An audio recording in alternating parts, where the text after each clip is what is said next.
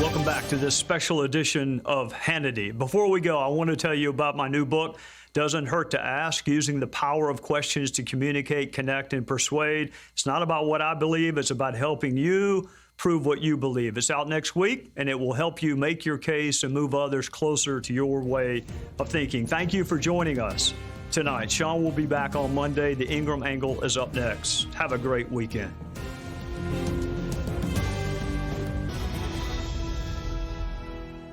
Welcome to the Ingraham Angle. I'm Raymond Arroyo, sitting in for Laura Ingraham. I have an amazing lineup tonight that you will not want to miss. We're going to talk to a Chicago alderman whose not only his home, but his office was ransacked, violence gripped.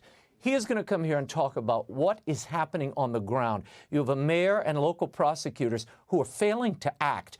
We're also going to talk with a college student as well as experts on COVID and what's happening at the university level, and later take you inside that Trump deal, that UAE Israeli deal. It's an amazing lineup. Please stay with us. But first, my thoughts on universities and what's happening there. United we stand, divided we snitch.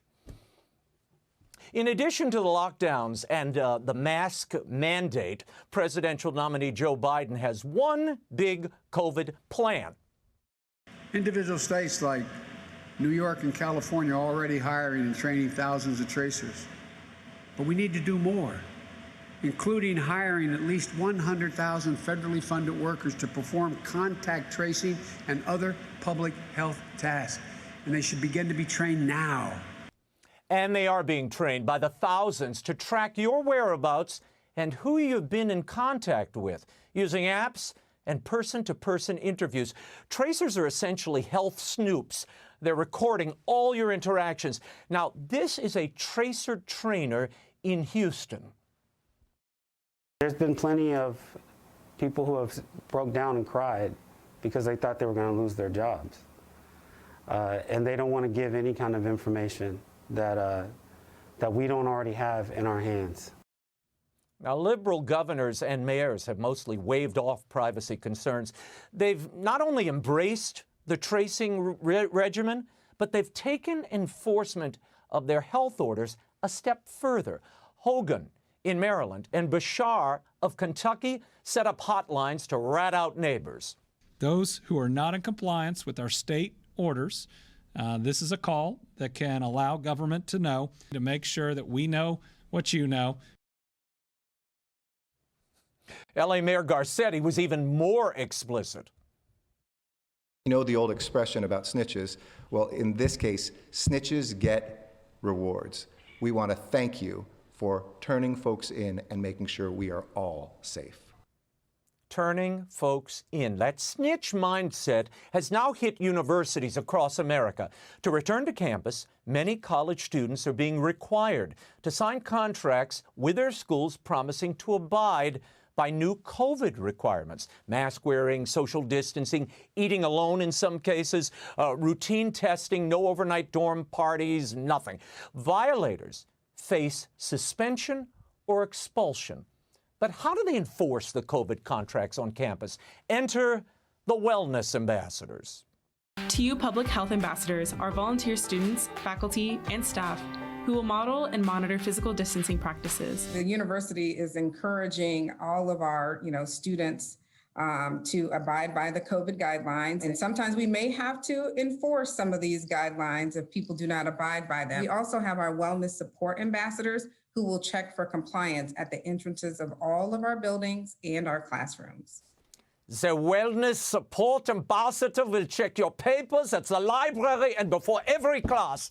That's right. You pay $50 to $60, some cases $80,000 a year to have your kids basically enter what is now a Soviet-style People's Republic of Education, where their peers are encouraged to spy on them and turn them over to administrators. You might call it Snitch U. If you think I'm exaggerating, I'm not. Now, bear in mind, most of these universities require all returning students to take COVID tests before they can even enter campus. Columbia is recruiting student ambassadors to help police the student body. The University of Miami is paying $10 an hour for their public health ambassadors, and they're not alone.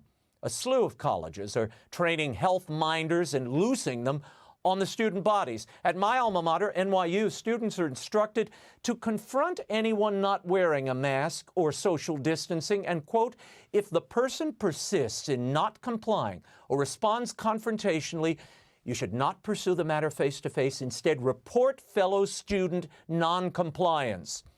These universities are not playing around. We need people to adopt healthful behaviors immediately. And I can tell you, we're going to pull out all the stops from the research evidence. And also, we're going to have a high level of expectation that folks in the community will respond to our guidance. The threshold will be very, very low, and we'll be holding people accountable. The question, which we will explore shortly with experts as well as a Texas student, is this.